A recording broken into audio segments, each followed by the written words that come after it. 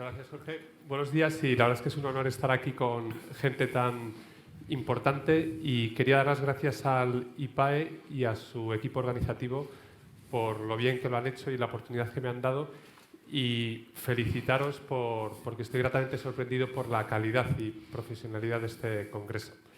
Tengo solo 20 minutos, así que voy a entrar de lleno ya en la presentación.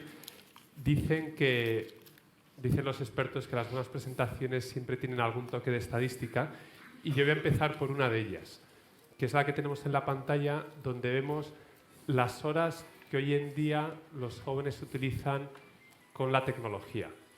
Es un dato que a todos nos preocupa. Estos son datos de Estados Unidos, quizá en el Perú es un poquito menos, pero sigue siendo alto.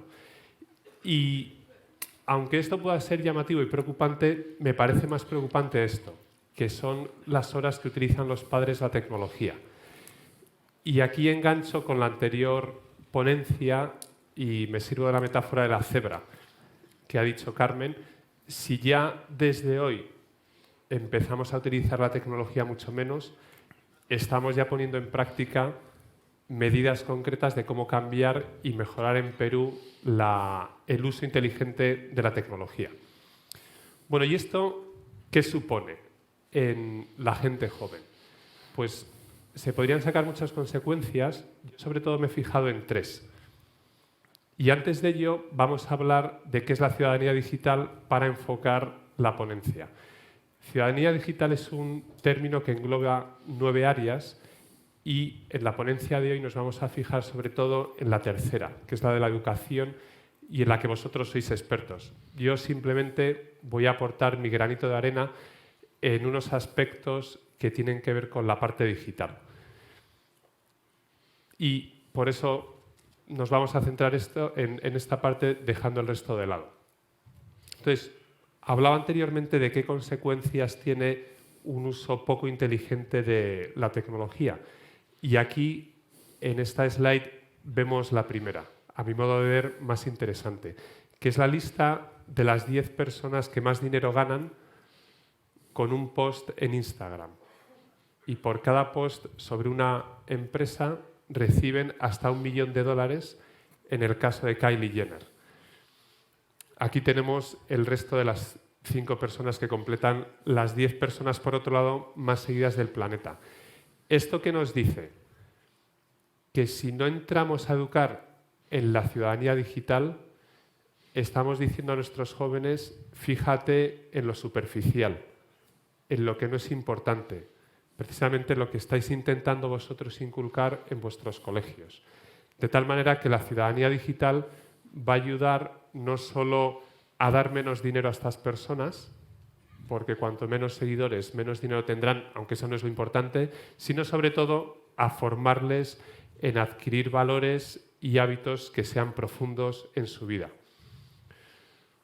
Una segunda consecuencia es lo que habréis observado muchas veces en vuestros colegios, es la falta de atención, el multitasking. Eso nos detendremos un poco más adelante, pero me parece que hoy en día el aspecto cognitivo está poco trabajado en los alumnos debido al uso indebido de la tecnología.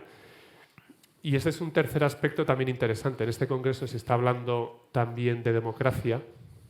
Yo no tengo nada contra Donald Trump, pero me servía de este ejemplo porque se ve como el director de una cadena americana muy importante habla de cómo Trump le está facilitando el que gane mucho dinero gracias a la polarización política que se está produciendo.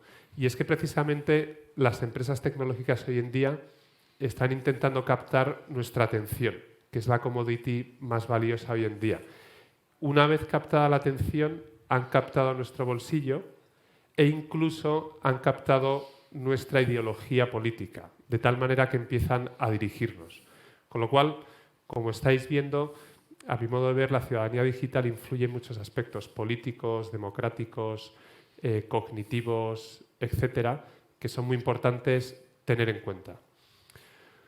Bueno, y para hacer un resumen de la introducción, ¿en qué nos vamos a fijar o cuál podrían ser los objetivos para conseguir un liderazgo en la gente joven del Perú? Pues primero, centrar su propia atención para que luego sean capaces de centrar la atención de los demás, una tarea que hacéis los profesores. Darles todo un conjunto de habilidades sociales para que sean capaces de ponerlo por obra. Lograr concentración y equilibrio para trabajar bien, con profundidad, con concentración y acabar bien las cosas. Y esto hará, como dice Daniel Goleman, que tengamos bien puesto el foco externo, interno y en los demás. Bueno, y entonces, ¿qué medidas se me ocurren? Pues antes de nada quería poner o hacer una breve introducción sobre el cerebro. Como tenemos poco tiempo, nos vamos a detener superficialmente. Pero el cerebro, si lo pudiésemos reducir a dos partes que influyen en el sistema de recompensa, podríamos dividirlo en amígdala y el córtex. La amígdala es la parte que recibe los impulsos y que, por tanto, responde de manera automática. Es la que hace juzgarme a mí, por ejemplo, ahora que me acabáis de ver, y ya de alguna manera os habéis hecho una imagen mía, aunque realmente no me conocéis de nada. Y es la que nos sirve para actuar automáticamente cuando conducimos, cuando nos lavamos los dientes, etc. Y es muy rápida. Por el contrario está el córtex, que es la parte lenta del cerebro. Es la que recibe la información gracias a la dopamina que se crea en el núcleo accumbens y esa información se evalúa, se sopesa, se compara con otras experiencias que tenemos y decidimos qué hacer. Es el proceso lento que se pone en marcha en una conversación, en el estudio, en la lectura, etc. ¿Qué queremos de nuestra gente joven? ¿Que se guíe por los impulsos o que se guíe por la reflexión? Pues precisamente para que se guíen por la reflexión voy a proponeros unas ideas, unos granitos de arena que quizá os sirvan para la experiencia que tenéis vosotros con vuestros alumnos. Y antes de nada, quería poneros aquí qué ocurre cuando la tecnología suplanta al córtex. Pues como veis, hay un decrecimiento de cosas muy importantes, como es la atención, relaciones personales, etcétera, hasta la salud, porque empezamos a utilizar la tecnología por la noche y dormimos menos, atendemos menos en clase al día siguiente, etcétera. En definitiva, es un decrecimiento de la humanidad, del ser mismo de la persona. Empecemos con las medidas. Pues la primera de ellas es trabajar los ideales. Un ideal es un lugar a donde quiero llegar, una meta. Y precisamente esa meta guía mi esfuerzo, me da la dirección a dónde tengo que llegar y gracias a eso me pongo unos objetivos. Si llega el fin de semana y en vuestras familias no hay una meta clara, ¿qué es lo que ocurre habitualmente? Pues horas con la tablet, con el ordenador, porque no hay una meta, no hay un ideal dónde llegar. Este ideal pequeñito del fin de semana, si en los colegios conseguís inculcar a la gente joven ideales mucho más atractivos, como ya lo estáis haciendo. Llevo unos días en Perú y he tenido la suerte de tener reuniones con muchos directivos y colegios y me he quedado impresionado por cómo estáis haciendo todo. Pues se trataría de descubrir valores que muevan a la gente a que se cree objetivos y vayan poco a poco acercándose a ellos. Un segundo tema sería el de poner límites.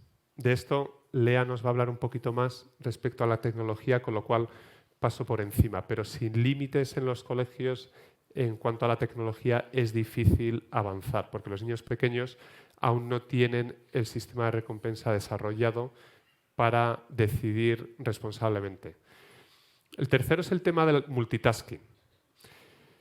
Y para esto me voy a servir de un ejemplo, quizá un poco banal, pero que me parece que puede servir para que comprendamos el tema.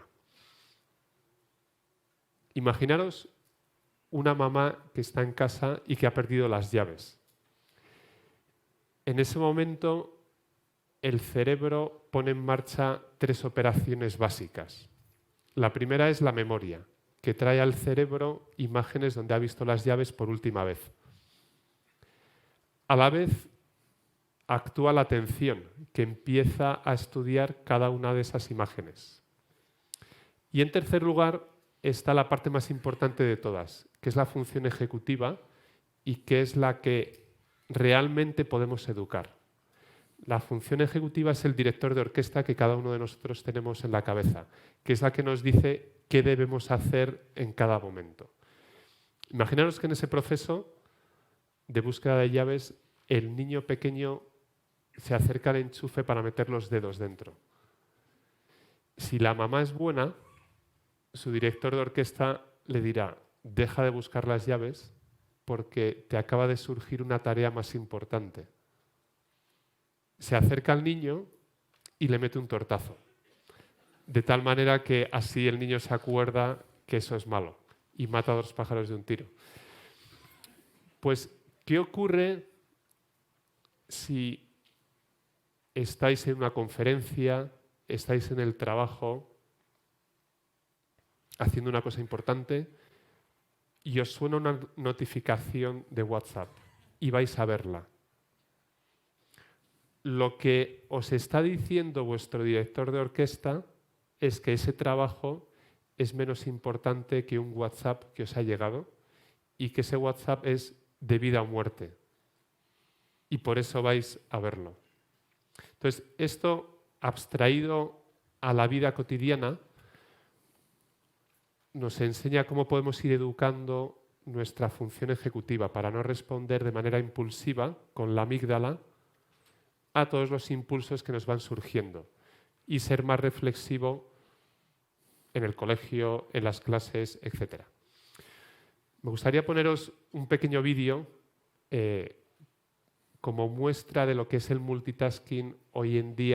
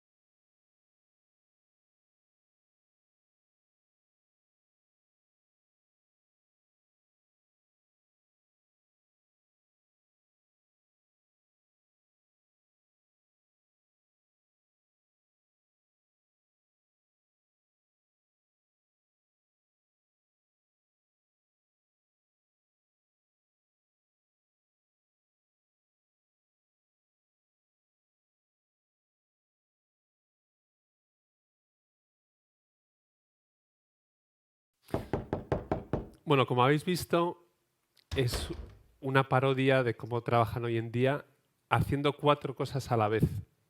De tal manera que, en el fondo, lo que ocurre es que lo que tienen que hacer lo hacen mucho más lento y con menos eficacia.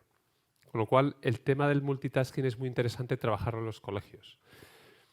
Bueno, sigo avanzando y paso al tema de las emociones, que tienen mucho que ver con lo digital. Y para esto me voy a servir de 2 palabras.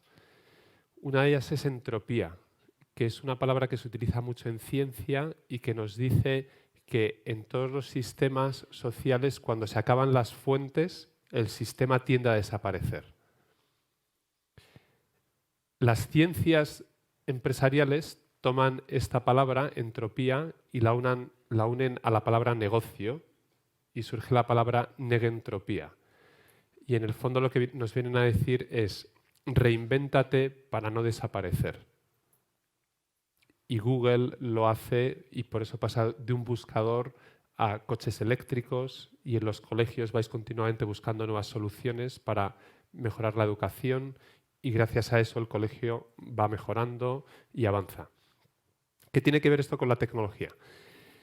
La entropía lleva al caos. ¿Por qué? Porque todas las fuerzas se van consumiendo y eso es lo que ocurre cuando uno piensa en sí mismo y es lo que ocurre cuando uno rumia.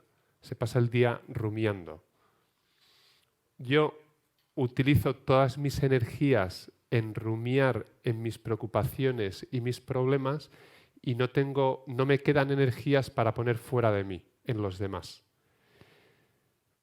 Y eso es lo que ocurre cuando la tecnología suplanta al córtex, respondemos de manera automática y la tecnología empieza a cobrar una importancia muy grande en mi vida, utilizándola continuamente, gastando todas las energías en mí mismo y en mi diversión. Y por eso soy incapaz de poner la atención en los demás o en la tarea que estoy realizando, ya sea el estudio, ya sea el trabajo, etc. Y eso en el fondo nos da la experiencia de vida. Hace unos días cuando llegué a Perú me llevaron a visitar la Plaza de Armas y me pareció muy bonita. Pero si hubiese estado rumiando en mis preocupaciones, hubiese vuelto a España sin saber dónde he estado, sin haber disfrutado de lo que he hecho. Precisamente por hacerlo bien, pues me voy con una satisfacción de haber visto un sitio bonito, elegante y he disfrutado y mi experiencia va cobrando vida. Esto se puede concretar en un colegio, el tema de las emociones, con un cuadro muy conocido de un psicólogo húngaro afincado en Estados Unidos y que juega con este cuadro. Abajo tenemos las habilidades y a la izquierda tenemos los desafíos. Un ejemplo, cuando mi habilidad es pequeña y el desafío que me dan es muy alto, tengo ansiedad, como veis en ese cuadrante. Y con eso podríamos ir jugando. Este cuadro es el que utilizan las grandes empresas de videojuegos, que hoy en día mueven 3 veces más que el cine. Si me ponen una pantalla para pasar al siguiente nivel, que es muy difícil, como me entra apatía, lo dejo y me busco otro videojuego. O si es muy fácil, el videojuego me aburro o me relajo, estoy en el cuadrante de abajo y entonces me busco otro videojuego. Van jugando junto con la gamificación, luces, regalos, compras, etc. Entonces, aquí lo importante es llegar al flow, que es qué nivel de desafíos he de dar a cada estudiante según sus habilidades e ir trabajándolo para que llegue al flow, que como veis tiene las emociones de felicidad y de concentración, de atención, que en el fondo es de lo que estamos hablando continuamente en esta ponencia, y no responder de manera automática. Por otro lado, y un apunte muy concreto, si notáis que vuestra gente está en el cuadrante superior izquierdo de ansiedad, ese es uno de los peores, sobre todo para las chicas, porque tienen las emociones de estrés y alerta, que son precisamente las emociones previas a la depresión clínica. De tal manera que si notáis en vuestra gente ese estado, es mejor bajar el desafío y trabajar más con ellos las emociones para que no acaben en esa depresión. Bueno, y para incoar ya el final, que felizmente he cumplido porque según el reloj me quedan 30 segundos, me gustaría servirme de esta cita muy conocida, pero solo me gustaría fijarme en el principio y en el final.